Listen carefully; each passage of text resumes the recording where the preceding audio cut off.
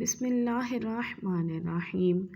قرآن پاک ایسا نور ہے جو دلوں سے زنگ اتار دیتا ہے۔ مولا علی علیہ السلام فرماتے ہیں، رشتوں کی خوبصورتی ایک دوسرے کی بات کو برداشت کرنے میں ہے۔ بے عیب انسان تلاش کرو گے تو اکیلے رہ جاؤ گے۔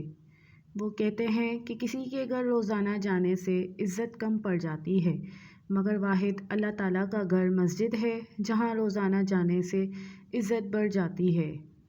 الوداع صرف ان کے لیے ہے جو آنکھوں سے پیار کرتے ہیں، مگر جو دل سے پیار کرتے ہیں ان کے لیے جدائی نام کی کوئی چیز نہیں ہے۔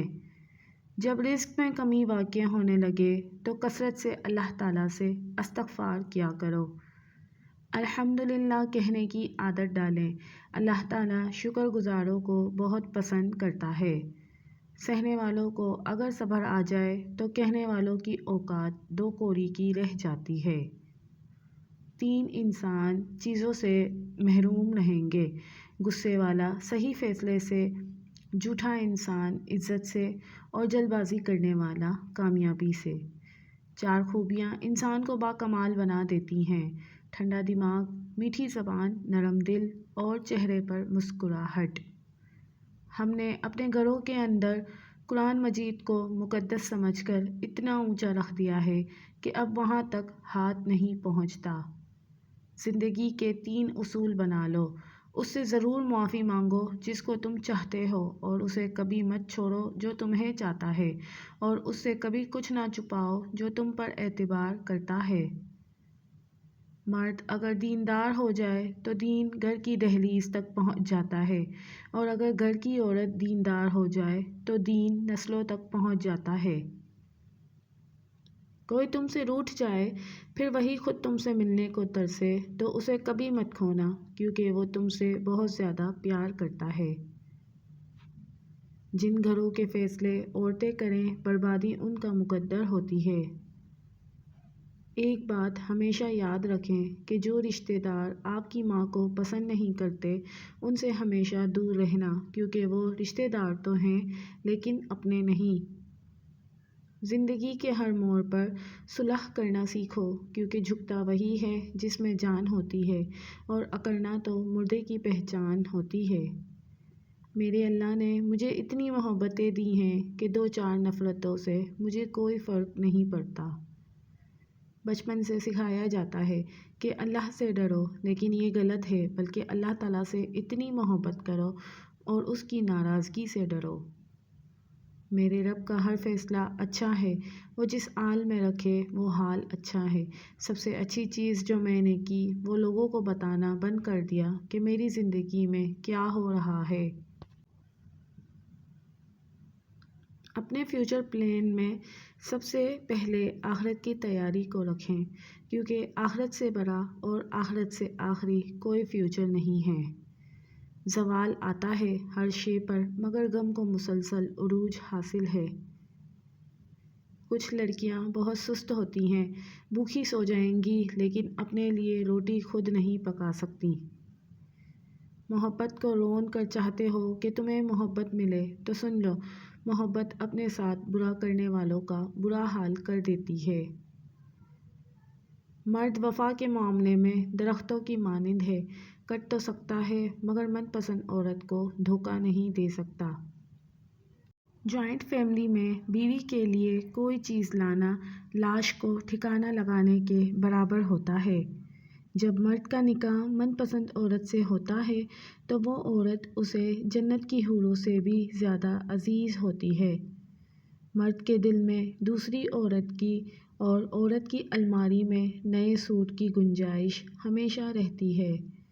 جب مرد کی عورت میں دلچسپی کم ہونے لگے اور عورت کو وقت نہ دے تو عورت کو چاہیے کہ 2 کام کرے: مرد کو کچھ وقت کے لیے اکیلا چھوڑ دے اور خود پر کام کرنا شروع کر دے۔ یہ بیٹیوں کی کہانی بھی کتنی عجیب ہے، جہاں پیدا ہوتی ہیں وہاں مہمان ہوتی ہیں، اور جہاں رخصت ہوتی ہیں وہاں ملکیت سمجھی جاتی ہیں، مگر مقدر کی کوئی گارنٹی نہیں۔ میں نے ان عورتوں کو زیادہ خوش دیکھا ہے جن کی زندگی گھر کے اندر اپنے شوہر کی جیب کا حساب رکھتے گزر جاتی ہے اور گھر سے باہر پانی کے گھونٹ کے لیے بھی وہ اس کی طرف دیکھتی ہیں۔ عورت کو نئے رشتے سے اگر عزت ملے تو وہ گہری محبت کو بھی قربان کر سکتی ہے، اور ایک کڑوا سچ یہ بھی ہے کہ بنت ہوا کا بھی اب پاک محبت میں دل نہیں لگتا۔ لوگ محبت نہیں بلکہ سودا کرتے ہیں، اور اس سودے میں کسی کی پاکیزگی جاتی ہے، کسی کی سادگی، کسی کی جان اور کسی کا ایمان۔ لوگ آپ کی دل آزاری کرنے کے بعد ایسا رویہ دکھائیں گے جیسے الٹا آپ نے ان کی دل آزاری کی ہو۔ عورت سچی محبت صرف دو مردوں سے ہی کرتی ہے، ایک اپنے باپ سے، دوسرا اس کی زندگی میں آنے والا مرد، اس کا شوہر۔ رشتوں کی خوبصورتی ایک دوسرے کی بات کو برداشت کرنے میں ہے۔ بے عیب انسان تلاش کرو گے تو اکیلے رہ جاؤ گے۔ زندگی میں ایسے لوگ شامل کرو جو آئینہ اور سایہ بن کے ساتھ رہیں، کیونکہ آئینہ جھوٹ نہیں بولتا اور سایہ ساتھ نہیں چھوڑتا۔ پیٹ میں گیا زہر ایک کی جان لیتا ہے، مگر کان میں گیا زہر کئی رشتوں کی جان لے لیتا ہے۔ اس لیے کان کے کچے مت بنیں اور بغیر دلیل کے کسی کی بات نہ مانیں۔ جس کے بارے میں کچھ سنیں پہلے تصدیق کر لیں، کیونکہ بدگمانی بہت بڑا گناہ ہے۔